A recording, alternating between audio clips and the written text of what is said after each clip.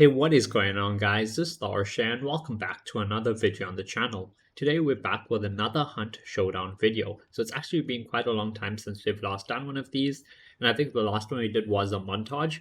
But today we have something a bit special for you, and that is going to be a guide on how to level up quickly. Well, with those of you guys who have been playing Hunt for a while, or even if you're new to the game, you know that leveling can take kind of long. But I've kind of gone through and streamlined the process. At least for me, I found it to work pretty well. And it's allowed me to grind my first hunter to level 50 after like 100 hours in game. So that's pretty cool. 100 hours without ever getting hunted to 50.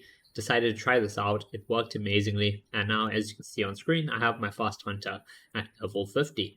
And then after hitting level 50, all the XP you earn goes straight to your bloodline. So that allows you to easily grind out your bloodline levels. So what exactly is the strategy and how does it work? Well, let's go and have a look at that now. So if I go over to my hunters and we double click on Sophia over here, you can see that I have, well, all her traits maxed out. However, in order to do this, all you're going to have to do is use two specific traits, and that is Serpent and Necromancer.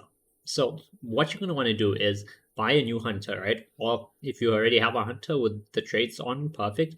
But let's say you don't, right? So you get your first hunter, and then what you do is you hope it comes with points like this one does, or you can just go and remove the traits that it does come with. For example, 100 hands, right? So we can remove this. That gives me 1 point. Blade Seer, we don't want that. Let's remove that. And Bolt Thrower, remove that, and we get trait points back. So now without any of those traits, well, after removing all those traits, we now have 9 trait points. So we can buy Serpent, and we can buy Necro. And these two traits are important because when you're playing as a when you're playing as a solo, you're gonna be able to steal, basically. And I mean, it's not exactly stealing it, it's another gameplay mechanic, but you're gonna be able to yoink bounties from over 50 meters away. So what this means is, if a team is banishing the boss, or I don't know, I guess someone carrying a bounty dies, but if there's a bounty on the ground, you're gonna be able to interact and claim that bounty from within 50 meters. So you don't have to be right there staring at the bounty. No, the the boss dies, right? It gets banished. The team is defending the barn or the building or whatever that it's in.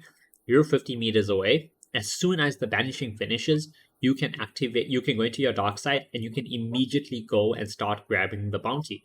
And so long as they don't grab it immediately, you'll have enough time to grab one of the bounties, and then you can turn and run for it. I mean, you could stay and fight, but I wouldn't recommend it because of the rest of this method. So you're going to use your Serpent for grabbing bounties remotely, or grabbing bounties from, 50 plus, well, within 50 meters. And then you're going to have Necro, because when you're playing as a solo, Necro allows you to revive yourself. So let's say you get unlucky, you died, whether it's to mobs and AI or whether it's to enemy players. Necro is going to give you a second chance. It's going to allow you to revive your downed hunter. You're going to come back and you're going to be able to have a second chance at life and at getting away safely. So these are the two traits you need at the start. The most important trait obviously is Serpent. So if you don't have enough trait points, you can leave out Necro. Hopefully you survive the first round, without getting shot or anything. And then when you come back to lobby, you can then get Necro afterwards. So once you have your two traits, you can pick whatever loadout you want. So on Sophia, I run the Frontier 73C silencer, aka you want to run a rifle so you have ranged, because this is all about being at range, being far away, not getting too close. And you're going to want to try run a silenced weapon if you can, because you're going to try to be as stealthy and as silent as possible. So having a silenced weapon is definitely going to help with that. Though for my close range weapon, I do have the packs, and this is obviously not silenced, but that's fine. If I'm that close to someone and they've spotted me, at that point, I just need to try and kill them. So that's all right. And then I do run big dynamite bundles. So if I have to tackle a boss myself, I can basically insta-kill the boss with one of my big dynamite bundles.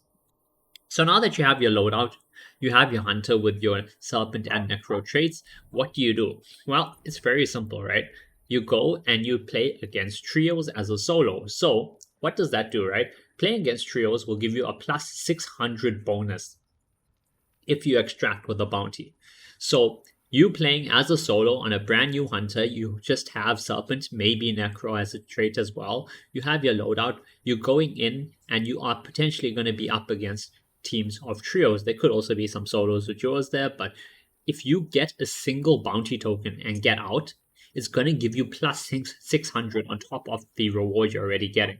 If you get two bounty tokens, I mean, I don't know if the stack's like 6 or what, but you're just going to be getting a ton of XP. And by doing this, right? So by being quiet the entire map or the entire match, sneaking across the map, getting to wherever the bounty is. So normally you don't want to fight the boss yourself. You just want to wait till someone else kills the boss. Then you want to go sneak up, get within 50 meters of it. Once it finished banishing, you immediately grab that bounty. You grab it using Serpent, you turn and you run for the nearest exit and you extract and get the hell out of there. And by doing that, you're going to be able to level up your hunter very quickly to level 50. And it's very quick because you're obviously getting that bonus from extracting with a bounty token because you are playing as a solo against trios. Now, once you've extracted and once you've done that a couple times and you are level 50, now what do you do? Well, you continue doing the same thing. However, you can change your playstyle slightly as you will obviously have a lot more traits. But when you're using a maxed out hunter, right? So as you can see, Sophia, she's level 50. Whenever I finish a match with her now, all the XP goes directly to my bloodline. Normally, you will have some XP going over to to the hunter herself to level her up, and there'll be a little bit XP going to the bloodline. But because she's maxed out, all the XP goes straight to your bloodline, which allows me to level up my bloodline really quickly. So let's say you start off, you've just prestiged or you brand into the game, you get a maxed out hunter by, after 4 matches, you're level 10 now, you have a maxed out hunter. Now, so long as you don't die, you can use that maxed out hunter to just grind tons and tons of XP all the way to max level. Now, what is going to change, right? So once you have your maxed out hunter, there are certain traits that you want to go for. So obviously you already have Serpent, you already have Necromancer. Now what traits do you want next? You want Witness, because this will allow you to see dead hunters on the ground. Then you want something like, where is... Pack Mule is actually very nice, because when you loot it'll give you extra stuff. But more importantly is Vulture. So you want Witness and Vulture. This means whenever you go and loot a body, you are guaranteed to get some money, whether it's 100, whether it's $500, doesn't really matter, but you are going to be getting money every time you loot a body with Vulture, and Witness just makes it so it's nice and easy for you to find bodies. So if you have a massive shootout, you go to the area after it ends and people have left, and you go and loot all the bodies for free money. Self-skin is also very nice to have at the moment because, if there's not 2 bosses and there's only 1 boss, then there'll also be a Hellborn on the map, which you can then go and kill. And Hellborn is really, really nice to solo kill, even in a lobby against trios, because you throw your 1 dynamite stick, you kill the Hellborn, there's no waiting time to banish. You just instantly pick up the token, scan, and then get the hell out of there. And so self-skin reducing fire damage and burn speed is very, very nice to have. So the most important traits for this is Serpent, Necro, Witness, Vulture. Nice to have traits are Self-Skin. Lightfoot is nice as well, to help you stay silent. Whispersmith, in case you have to switch between equipment, and you're nearby enemy hunters or something, you want to be as quiet as possible, because this whole build is about being quiet, sneaking around, grabbing bounties, and then getting the hell out and getting to extract. Another thing that's helpful is Beast Face, because Beast Face, makes it so AI won't detect you as easily, which is very nice, because if you're trying to be silent, you don't want to be knifing every AI that comes at you, okay? And you don't want every AI in the area to be going straight for you. So that is something to keep in mind.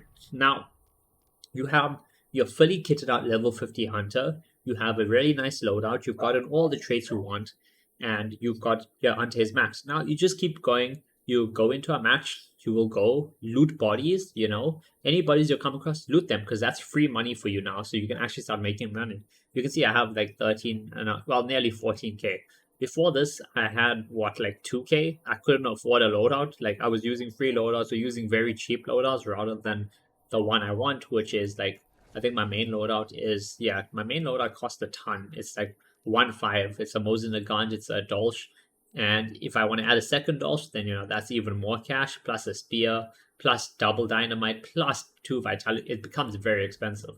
So this will earn you a lot of money just by going, looting the bodies, waiting till boss dies, stealing the bounty and running for it. You can also go and kill bosses yourself because you do have the 2 dynamite sticks, and a direct hit with that will one-shot the Hellborn as well as one-shot, or if you need 2 dynamite bundles, but you'll be able to basically insta-kill any boss you come across unless you miss, or something like the Assassin or the Spider, which move around a lot and make it a lot harder to kill.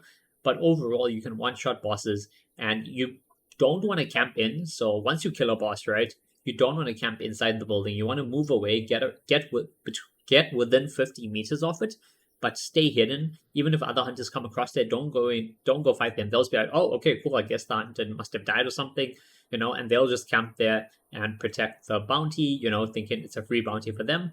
But then once the banishing finishes, you are going to be able to grab that bounty, and you're already 50 meters away, so you can turn away, run for the extract, and get out. So yeah, that is my guide on how to do it. And if you guys did enjoy this video, if this video did help you out, especially if you're a newer player, because Hunt just updated to Hunt 1896, which means there's a lot of newer players getting into the game now, and it's a brilliant time to get into the game. The game is at a pretty good state. New map is amazing. And yeah, hopefully this video helps you out. And if you guys did enjoy, please do drop a like, comment, and subscribe to the channel. And don't forget to turn on those post notifications. Anyway, I'll see you guys in the next video. konnichiwa